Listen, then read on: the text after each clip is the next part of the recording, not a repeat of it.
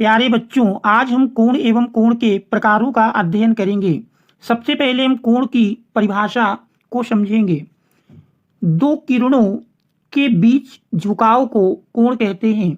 चित्र में देख रहे हैं, ओ ए पहली किरण है, ओ बी दूसरी किरण है। तो इन दोनों किरणों के बीच झुकाव को ही हम कोण कहते हैं।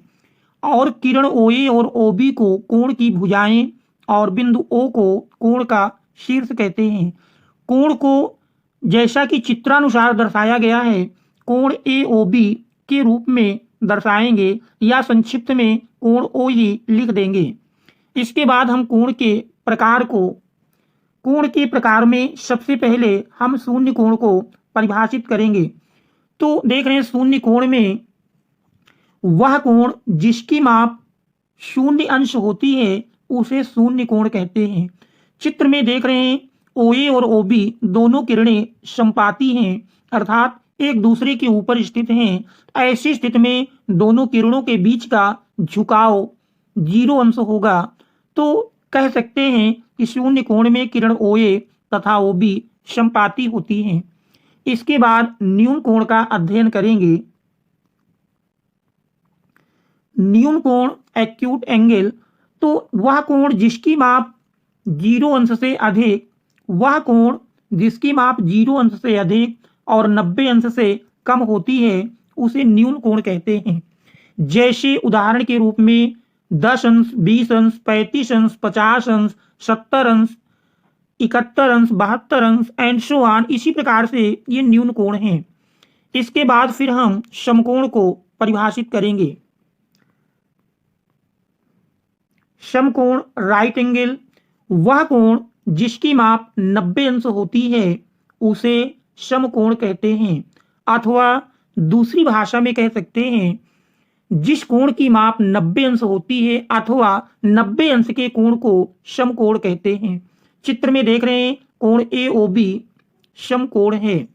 इसके बाद हम अधिक कोण को परिभाषित करेंगे। अधिक कोण ऑब्ट्यूस एंगल, तो यहाँ पर यदि हम देखें तो वह कोण जिसकी माप 90 अंश से अधिक और 180 अंश से कम होती है उसे अधिक कोण कहते हैं। क्योंकि 90 अंश से अधिक, तो 90 अंश से अधिक हम 91 अंश से लेकर के यानी कह सकते हैं 100 अंश, 110 अंश, 155 अंश, 170 अंश आदि, ये सभी अधिक कोण हैं। चित्र में देख रहे हैं, कोण ए ओ बी अधिक कोण दिखाया गया है। इसके बाद हम सरल कोण या रिज्जु कोण को परिभाषित करेंगे। आप देख रहे हैं सरल कोण स्ट्रेट एंगल, तो यहाँ पर वह कोण जिसकी माप 180 अंश होती है उसे सरल कोण या रिज्जु कोण कहते हैं। अथवा 180 अंश के कोण को सरल कोण या रिज्जु कोण कहते हैं। चित्र में देख रहे हैं, ओ ए एक किरण है, ओ बी दूसरी किरण है, जो कि दोनों एक दूसरे के विपरीत हैं। इस स्थिति में बनने वाला कोण ए ओ बी रिज्जु कोण या सरल कोण कहलाता है। इसके बाद हम बृहत कोण या बृहत कोण को ही प्रतिवर्ती कोण के नाम से भी जानते हैं को परिभाषित करेंगे। वह कोण जिसकी माप 180 अंश से अधिक और 360 अंश से कम होती है उसे बृहत कोण कहते हैं। जैसे 210 अंश, 245 अंश, 300 अंश आदि। चित्र में देख रहे हैं, कोण ए ओ बी बृहत कोण दर्शाया गया है, जिसकी माप देख रहे हैं 180 अंश से अधिक है और 360 अंश से कम है। इसके बाद हम संपूर्ण कोण को परिभाषित करेंगे। संपूर्ण कोण कंप्लीट एंगल, वह कोण जिसकी माप 360 अंश होती है उसे संपूर्ण कोण कहते हैं। अथवा इसी को दूसरी भाषा में इस प्रकार से कह सकते हैं, 360 अंश के कोण को संपूर्ण कोण कहते हैं। अब इसमें देख रहे हैं कि यदि कोई किरण ओ ए, देख रहे हैं चित्र में किरण ओ ए एक चक्कर लगाने के बाद पुनः अपनी प्रारंभिक स्थिति में लौट आती है, इस स्थिति में बनने वाले इस कोण ए ओ बी को हम संपूर्ण कोण कहते हैं। इसके बाद फिर हम देखते हैं आसन्न कोण। आसन्न कोण की परिभाषा, वे कोण जिनके शीर्ष तथा एक भुजा उभयनिष्ठ हो और इन कोणों की अन्य दो भुजाएं उभयनिष्ठ भुजा के क्रमशः दोनों ओर हों तो उन्हें आसन्न कोण कहते हैं। चित्र में हम देख रहे हैं कोण AOB यानी कोण 1 और कोण BOC यानी कोण 2। इन दोनों कोणों में OB किरण देख रहे हैं दोनों में उभयनिष्ठ है और दोनों कोणों का शीर्ष बिंदु O भी उभयनिष्ठ है। शेष दो भुजाएं देख रहे हैं उभयनिष्ठ भुजा के दोनों ओर हैं तो इस प्रकार के कोण को आसन्न कोण कहते हैं। चित्र में कोण 1 और कोण 2 आसन्न कोण हैं। अब हम पूरक कोण या कोटि पूरक कोण को परिभाषित करेंगे।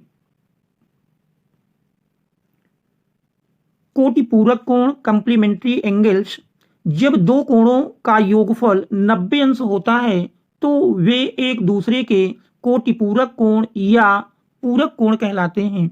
कोटि पूरक कोण को ही पूरक कोण के नाम से भी जानते हैं। तो जैसे कह सकते हैं, हम देखते हैं 30 अंश और 60 अंश दोनों का योग करेंगे तो 30 + 60 = 90 मिलेगा। इसलिए 30 अंश का कोटिपूर्वक 60 अंश होगा या 60 अंश का कोटिपूर्वक 30 अंश होगा। इसी प्रकार देख रहे हैं 40 अंश और 50 अंश का योग करेंगे 90 अंश मिलेगा। तो इस प्रकार से 40 अंश का पूरक कोण 50 अंश या कहें 50 अंश का पूरक कोण 40 अंश होगा। तो कोटि पूरक कोण या पूरक कोण दो आसन्न कोण भी हो सकते हैं, लेकिन ऐसे दो आसन्न कोण जिनका योगफल 90 अंश हो। बाकी पूरक या कोटि पूरक के लिए दोनों कोणों का आसन्न होना आवश्यक नहीं है। दोनों कोण हम इस प्रकार से भी कह सकते हैं, जैसे एक कोण 30 अंश ये हम अलग बनाएं और दूसरा कोण 60 अंश का ये हम अलग बनाएं, तो ऐसी स्थिति में देख रहे हैं दोनों कोण हमारे कोटि पूरक या पूरक कोण कहलाएंगे। अब हम समपूरक कोण को परिभाषित करेंगे। समपूरक कोण को यदि हम देखें तो जब दो कोणों का योगफल 180 अंश होता है तो वे एक दूसरे के समपूरक कोण कहलाते हैं। चित्र में देख रहे हैं 52 अंश प्लस 128 अंश दोनों का योग करेंगे तो 180 अंश प्राप्त होगा। इसलिए 52 अंश का समपूरक कोण 128 अंश और 128 अंश का समपूरक कोण 52 अंश होगा। अन्य उदाहरण में जैसे देख रहे हैं 30 और 150 दोनों का योग करेंगे 180 मिलेगा। इसलिए 30 अंश का समपूरक कोण 150 अंश और 150 अंश का समपूरक कोण 30 अंश होगा। इसी प्रकार 60 और 120 को जोड़ने पर भी देख रहे हैं 180 मिलता है। इसलिए 60 अंश का समपूरक कोण 120 अंश और 120 अंश का समपूरक कोण 60 अंश होगा। समपूरक कोण दो आसन्न कोण हो सकते हैं, लेकिन आवश्यक नहीं है कि आसन्न कोण ही हों। कोणों को हम अलग अलग भी दर्शा सकते हैं। जैसे एक कोण हम 60 अंश लेते हैं और दूसरा एक अलग कोण हम 120 अंश दिखाएं तो देख रहे हैं ये दोनों, क्योंकि दोनों का योगफल 180 मिलता है, इसलिए दोनों एक दूसरे के समपूरक कोण कहलाएंगे। अब हम शीर्षाभिमुख कोण को परिभाषित करेंगे। शीर्षाभिमुख कोण में जब दो रेखाएं एक दूसरे को किसी बिंदु पर प्रतिच्छेद करती हैं। चित्र में देख रहे हैं पहली रेखा और दूसरी रेखा, दोनों रेखाएं एक दूसरे को एक ही बिंदु पर प्रतिच्छेद करती हैं। तो ऐसी स्थिति में आमने सामने जो कोण बनते हैं, तो देख रहे हैं आमने सामने कोणों के दो युग्म हैं। एक युग्म हमारा 1 और 3 का है, दूसरा युग्म कोण 2 और कोण 4 का है। तो यहाँ पर कोण 1 और कोण 3 शीर्षाभिमुख कोण और दूसरा युग्म कोण 2 और कोण 4 भी हमारे शीर्षाभिमुख कोण कहलाएंगे। तो शीर्षाभिमुख कोणों के दो युग्म देख रहे हैं यहाँ बन रहा है, एक हमारा 1 और 3 का, दूसरा 2 और 4 का। इसके बाद हम रेखीय युग्म को परिभाषित करेंगे।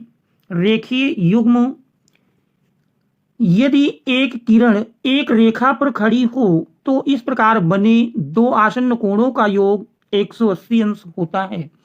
इसके लिए देखें तो AB एक रेखा है जिस पर देख रहे हैं OC एक किरण स्थित है। ऐसी स्थिति में बनने वाले दोनों आसन्न कोणों का योगफल 180 अंश होगा। इसी का विलोम है, यदि दो आसन्न कोणों का योगफल 180 अंश है तो फिर उनकी आउभयनिष्ठ भुजाएं, आउभयनिष्ठ जैसे देख रहे हैं इन दोनों आसन्न कोणों में उभयनिष्ठ भुजा ओसी है, ओसी के अतिरिक्त अन्य जो दो भुजाएं हैं ये हमारी आउभयनिष्ठ भुजाएं कहलाएंगी। तो यदि इन दोनों आसन्न कोणों का योगफल 180 अंश हो तो फिर ये उभयनिष्ठ भुजाएं OB और OA क्या एक सरल रेखा में स्थित होती हैं। तो इन्हीं को हम रेखीय युग्म अभिग्रहित कहते हैं।